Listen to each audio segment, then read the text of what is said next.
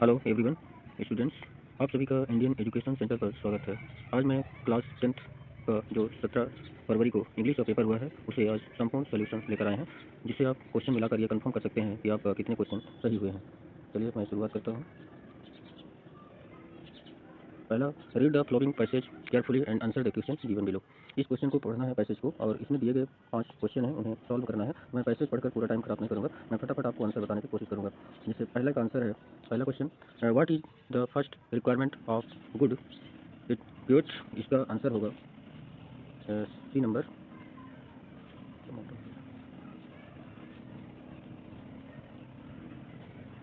पहले का C, pleasing personality. दूसरा, what does the word accent mean. Accent का मीनिंग बताना है आपको, तो इसका होगा ये नंबर, वे ऑफ स्पीकिंग। तीसरा question, what does modern etiquette include.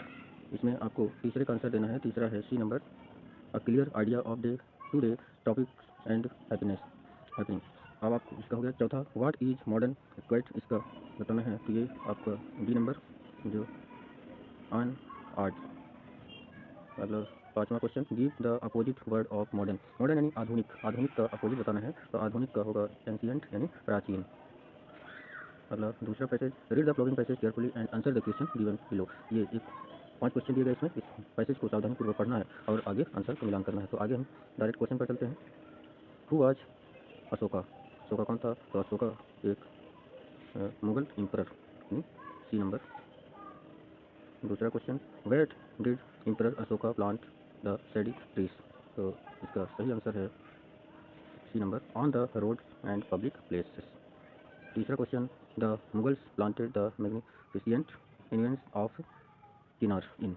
ये इसका आंसर होगा ये नंबर, जो कि कश्मीर। अगला क्वेश्चन, चौथा, give the synonyms of word handy. इसका आपको पर्यायवाची बताना है, समानार्थी शब्द। तो हैंडी का होगा सीडी टू डू। पांचवा question, right the noun form of the word construct. का नाउन बताना है कि नाउन बनेगा तो कैसे बनेगा। तो कंस्ट्रक्टेड ये वर्ब हो जाएगा, कंस्ट्रक्शन ये आपका नाउन है, यानी बी नंबर। अगला क्वेश्चन लेते हैं, यू आर शुभ या शुभी या studying in government high secondary school Panna MP, write an application to your principal requesting him to grant you full fees.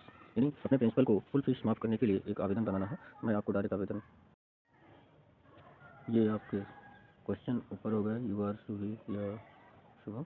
ये studying in government high secondary school Panna MP, write an application to your principal requesting him to grant you full fees concession. अपने principal को आवेदन पत्र लिखना है full fees माफ़ करने के लिए। तो इसमें पहले हम कोई भी इसमें एड्रेस ऐसे डाल सकते थे। 30 नयापुरा हमने डाल दिया, फिर पन्ना एमपी, फिर 17 फरवरी 2026, फिर नीचे the principal government high secondary school Panna MP, subject application for full fees concession. फिर I am a student of class 10th. My father is a poor farmer. His income is 3,000 a month. He cannot pay my fees, so I request you to grant me full fees concession to continue my studies. फिर नीचे thank you, yours obediently, और ऊपर जो question में नाम दिया गया था वही डालना था। नोट मेकिंग आपने बना ही लिया होगा, read the passage carefully and answer the question given below it. इसमें आपको पैसेज दिया गया है, इससे आपको नोट मेकिंग बनाना था। पहले टाइटल फिर नोट्स, तो इसमें आप बना लिए होंगे। इम्पेयर्ड ह्यूमन बॉडी के बारे में है इसका टाइटल। अब हम इसके आगे के क्वेश्चनों को करते हैं। तो इसमें look at the picture given below and produce a small paragraph in about 75 words. यानी इस पिक्चर को देखकर कौन क्या कर रहे हैं इसके बारे में आपको लिखना है। तो मैं आपको डायरेक्ट लिख कर दिखाते हैं किस तरह से ये बनना था 3 नंबर का। इस तरह इसे लिखना था पिक्चर को देखकर। The picture shows a simple village scenes. एक सिंपल गांव से लिया गया है। A women is plastering the wall of her house with cow dung, which is a common practice in village to keep the house clean and cool. She is bearing a sari and working carefully, सावधानीपूर्वक अपना काम कर रही है। Near the house a young boy is crying a bucket of water, जो पास में एक खड़ा बालक जो बकेट लेकर पानी ले जा रहा है। There are trees and a small hut in the background, the scenes reflect rural life, hard work, simplicity and corporation among family members. अब आगे चलता हूँ अगला क्वेश्चन के लिए। यहाँ तक हो गया है। पिक्चर देखकर मैं आपको लिखा दिया कैसे लिखना था। अब 6 नंबर में right an essay in about 150 words any one of the following topics. 5 topic दिए गए हैं, किसी एक में से लिखना था, जिसे मैं आपको अच्छी तरह से सिखाया था। Unity of science in daily life. 5वां नंबर वंडर ऑफ साइंस के बारे में लिखना था। अब नीचे एक पैराग्राफ भी लिखने के लिए दिया गया है कि अगर किसी को आता है तो इसे भी लिख सकते थे, लेकिन अथवा में था तो आपको जो आता था वो लिखे होंगे। अब इसके बाद मैं 7वां क्वेश्चन पे चलता हूँ। Do I directed unit 5। 5 question करने हैं। अब आप इसे अच्छे से मिला सकते हैं, मैं आपको इसे लगाकर दिखाऊंगा कैसे लगाना है। तो जैसे he is talking talking T, तो इसे आपको लगाना है पहले टी इज बीइंग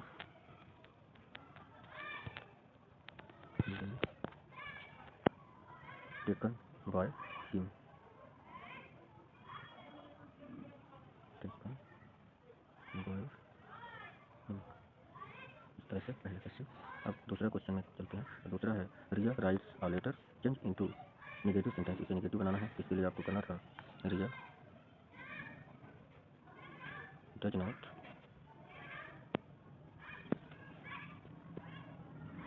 नॉट, फिर राइट्स है जिसमें सी हट जाएगा, केवल बचेगा राइट और लेटर।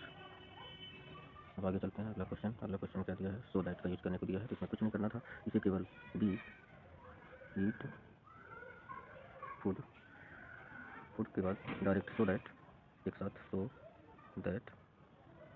इसके बाद आपको बी माई लीव लिखना था, बी में लीव। ये 3 क्वेश्चन हो गए। अब अगला क्वेश्चन चौथा है सीमा गेव मी अ पेन, तो इसे आपको चेंज इनटू प्रेजेंट इंडेफिनिट में बदलना था, ये पास्ट टेंस में दिया गया है, तो इसको बदलने के लिए केवल सीमा गेव को गिव बनाना था। सीमा सिंगुलर है तो इसमें यस हो जाता, सीमा गिव्स मी अ पेन। सीमा मार्कर से लिखते नहीं बन रहा है मार्कर। अगला क्वेश्चन 5वां नंबर में Bhanu is so poor that he can not buy a pen, Bhanu इतना गरीब है कि वह पेन नहीं खरीद सकता, तो इसके लिए आपको लगाना था टू का प्रयोग करना था, तो इसे हम आपको नीचे लगा कर दिखाते हैं कैसे लगेगा। इसके लिए आप पहले क्वेश्चन को देख के चलते हैं कैसे बनाना था। भानु पहले लिखेंगे भानु, भानु को इज सो की जगह पर आपको लगाना था टू, पुअर, पुअर के बाद दैट को हटाकर यहाँ सिंगल टू, इसके बाद ही कैन नॉट को दोबारा नहीं लिखना है, बाय अ पेन करना था, बाय अ पेन। ये टू का यूज हो गया। अगला सेंटेंस 6वां नंबर क्वेश्चन है, इसमें आपको रीअरेंजमेंट करना है, व्यवस्थित क्रम में लिखना है, तो इसका पहले सब्जेक्ट इसमें कौन है, तो इसका सब्जेक्ट है दे, दे के बाद हेल्पिंग वर्ब और दे आर, फिर इसके बाद main verb play, playing, playing के बाद in the playing football, football, football, football के बाद in the ground, in play ground, play ground. यानी एक नंबर में ये आएगा, दूसरे में ये, तीसरा नंबर इसे लिखना था, चौथे में आपको ये, 5वां में आपको इन प्ले ग्राउंड। उसके आगे और इन, इसके पहले इनके पहले इनके बाद आपको द लिखना चाहिए था, इसमें द दिया है, द प्ले ग्राउंड। फिर अगला क्वेश्चन आपको 7वां नंबर में the modern moon shine brightly in the sky, इसे करेक्ट करने के लिए दिया गया था, तो इसमें करेक्ट कुछ नहीं, केवल इसमें आपको साइन की जगह पर साइंस कर देना है, केवल यस जोड़ना था। द मून साइन, ये मून सिंगुलर है, इसकी वजह से वर्ब में यस लगाते तो सिंगुलर बन जाता ब्राइटली इन द स्काई, केवल इतना सुधार करना था इसमें। अब आगे चलते हैं केवल खालिस्तान वाले में। I saw Khalistan one eyed man, इसमें आपको वन है तो इसके लिए आर्टिकल में यहाँ लग जाएगा एक। दूसरा walk carefully least you Khalistan fall, इसके साथ लीस्ट के साथ हमेशा शुड आता है, यहाँ पर शुड लग जाएगा। तीसरा क्वेश्चन रेखा प्लेइंग क्रिकेट सिंस 2015, तो इसमें आपको हैज बीन दिया है, हैव बीन दिया है, केवल हैज दिया है, तो आप जानते हैं कि इसके साथ सिंस लगा हुआ है, तो ये प्रेजेंट परफेक्ट कंटिन्यूअस टेंस का क्वेश्चन दिया है, तो इसे आपको लगाना है हैज बीन प्लेइंग, क्योंकि यहाँ पर रेखा सिंगुलर है। छठा question he is hard college था हेयरिंग, यहाँ पर आ जाएगा आपका इन हेयरिंग। फिर 5वां क्वेश्चन राज हैज फ्रेंड्स, तो इसमें फ्रेंड्स प्लूरल काउंटेबल नाउन है, इसलिए इसके साथ मनी का प्रयोग हो जाएगा। अगला है 5 हो गया। छठवां क्वेश्चन, इसमें आपको आई माई ड्यूटी येस्टरडे, येस्टरडे ये पास्ट को बता रहा है, इसलिए यहाँ डिड आ जाएगा। अगर प्रेजेंट को होता तो डू आ जाता है के साथ। फिर 7वां क्वेश्चन, बी वांट खालिस्तान अ न्यू कार, तो इसमें आपको वी वांट बचाता है क्या एक न्यू कार खरीदने के लिए, तो टू बाय। अगला क्वेश्चन तो आपको पढ़ना है, read the exact carefully and answer the question given below. ये गए पैसेज को ध्यान से रीड करना है और उसके बाद इसमें 3 क्वेश्चन दिए गए हैं, इन क्वेश्चन का आंसर लिखना है। मैं केवल आपको आंसर बताता हूँ क्योंकि ढूंढने में यहाँ आपको लाइन बाई टिक कराएंगे पढ़कर तो बहुत टाइम चला जाएगा, इसलिए हम डायरेक्ट आपको क्वेश्चन पे मिलान कराते हैं। तो पहले का question, where was Lencho house stable, Lencho का हाउस कहाँ था, तो इसका बी नंबर यानी on the crate of low hills. अगला दूसरे का, which crops did he saw in his fields, जो लेंचो था उसका क्या वह था फील्ड में, तो यह था आपका क्रोन, मक्के की खेती। और तीसरा, from which lesson has this extract been taken, इस लेसन से लिया गया ये पैसेज है, ये है अ लेटर टू गॉड। अगला बी नंबर पैसेज, इसमें पोएम दी गई है, इस पोएम को आपको पढ़ करके नीचे 3 क्वेश्चन के आंसर देने हैं, तीनों को मैं बताता हूँ। The name of the poet of the above poem is, एक कवि कौन है, राइटर कौन है, तो इसका राइटर है बी नंबर कॉलिन वेल्स।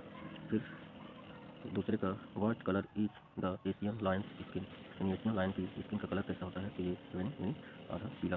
फिर write the opposite word large, large का अपोजिट होगा स्मॉल। अगला question, choose the correct answer and write in, Lencho wrote a letter to, Lencho ने पत्र किसे लिखा था, तो ये गॉड को।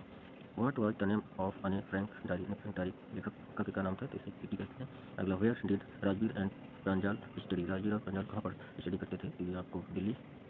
अगला चौथा क्वेश्चन का answer, where is Coorg situated, Coorg किस स्टेट है, यानी कुर्ग कर्नाटक में स्टेट है हम लोग। अगला है 11 नंबर में 6 क्वेश्चन करने हैं, 8 क्वेश्चन दिए गए हैं, तो आप इन सभी क्वेश्चनों को याद किए होंगे तो बन गया होगा। मैं इसके आंसर आपको अंत में दे दूँगा कि आप मिला कर सकते हैं। ये आपके क्वेश्चन हो गए, इन सबको हमने लगाया रटाया हुआ है। The right the central idea of the poem, all poem का सेंट्रल आइडिया लिखना है। Thank you. अगर इस तरह की वीडियो आपको देखनी है तो आप बने रहें हमारे चैनल पर, मैं आपको इसी तरह की हर पेपर का सलूशन लेकर आता रहूँगा।